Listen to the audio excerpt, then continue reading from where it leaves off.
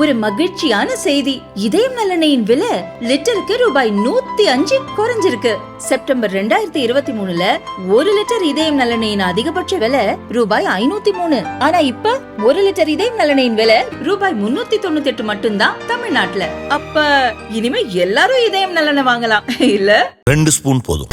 Line date syrup. இதுல iron, fibre, vitamins, நோய் எதிர்ப்பு சக்தி அதிகமா இருக்கு. Lion date syrup. Madurai Avaniyapuram அடுத்துள்ள காமராஜர் நகரை சேர்ந்த பாலமுருகன், வயது 25. கல்லூரி படிப்பை முடித்துவிட்டு உள்ளூரில் கிடைத்த வேலைகளை செய்து வருகிறார். கடந்த 3 மாதங்களுக்கு முன் வீட்டு மாடியில் தூங்க சென்றுள்ளார். அப்போது 2 பூனைகள் சண்டையிட்டபடி பாலமுருகன் மீது விழுந்துள்ளது. பதற்றத்தில் அவர் எழுந்தபோது ஒரு பூனை பாலமுருகன் தொடையில் கடித்துள்ளது. மறுநாள் காலை ஹாஸ்பிட்டல் சென்ற அவர் காயத்திற்கான ஊசி மட்டும் போட்டுக்கொண்டார். இடையில் பாலமுருகனின் தந்தைக்கு நுரையீரல் பாதிப்பு ஏற்பட்டபோது அவருக்கு உதவியாக ஹாஸ்பிட்டலில் இருந்துள்ளார். தந்தைக்கு உடல்நிலை சரியான நிலையில் பாலமுருகனுக்கு திருமணம் செய்ய குடும்பத்தினர் வரன் பார்த்து வந்துள்ளனர். இந்நிலையில் திடீரென அவருக்கு அடிக்கடி தலைவலி வந்துள்ளது. தண்ணீரை பார்த்து அலறியுள்ளார். காற்று வீசும்போது பயந்து வீட்டுக்குள்ளே வருவதை குடும்பத்தினர் கவனித்துள்ளனர். வீட்டிற்கு அருகில் இருந்த ஹாஸ்பிட்டலில் செக்அப் செய்தபோது ரேபிஸ் அறிகுறிகள் தென்பட்டுள்ளது. டாக்டர்கள் ராஜாஜி அரசு ஹாஸ்பிட்டலுக்கு அழைத்து செல்ல பரிந்துரை செய்தனர். இதனை அடுத்து வெள்ளியன்று இரவு பாலமுருகன் மதுரை அரசு ராஜாஜி ஹாஸ்பிட்டலில் அட்மிட் செய்யப்பட்டார்.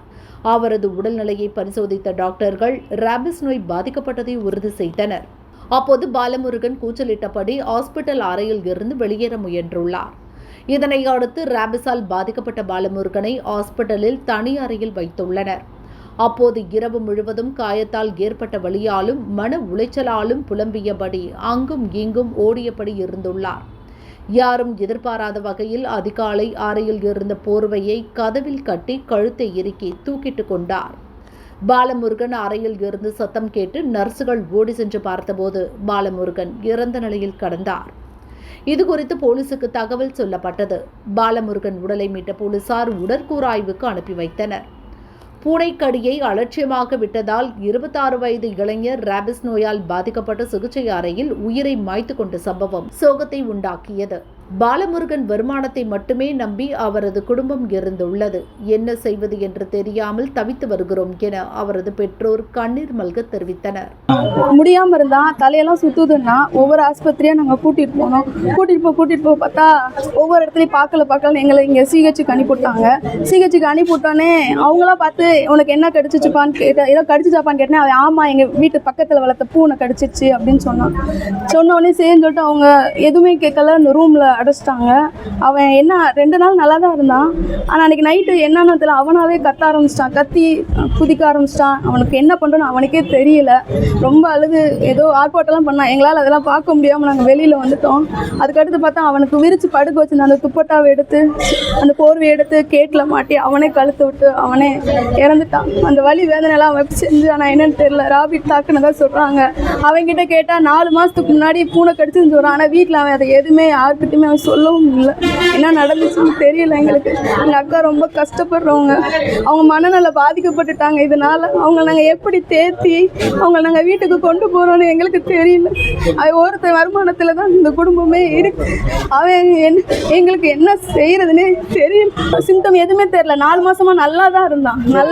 ஊடால அவங்க அப்பாவுக்கு இது நுரையீரலில் பாதிச்சு மூச்சு விடாமல் சிரமப்பட்டு அவரே ஆஸ்பத்திரியில் வச்சு பார்த்தோம். இவன் தான் அலைஞ்சான்.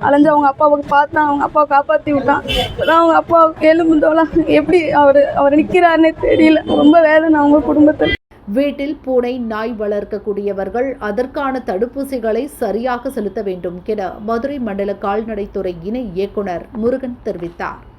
கடிக்கிறதுன்னு சொல்றீங்க, அந்த கை நகத்தை வச்சு சுரண்டுறது அந்த மாதிரி பாதிப்புகளை ஏற்படுத்துது. அது மாதிரி கடிக்கிறப்போ ரத்தம் வராத அளவுக்கு கடிச்சாலும் அந்த மாதிரி பரவும். அதாவது நகத்தில் பிறண்டு இது பண்ணுறதெல்லாம் அதில் அதிகமான ரிஸ்க் என்பது அதிகம் கிடையாது. ஆனால் கடிபட்டு பொழுது ரத்தக்கீரல் வரக்கூடிய அளவுக்கு இருந்ததுன்னா அதையும் உதாசீனப்படுத்தக்கூடாது. முறையாக கடித்தால் என்ன பக்குவம் செய்வோமோ வைத்தியம் செய்வோமோ அதே மாதிரி வைத்தியம் செய்தே ஆக வேண்டும்.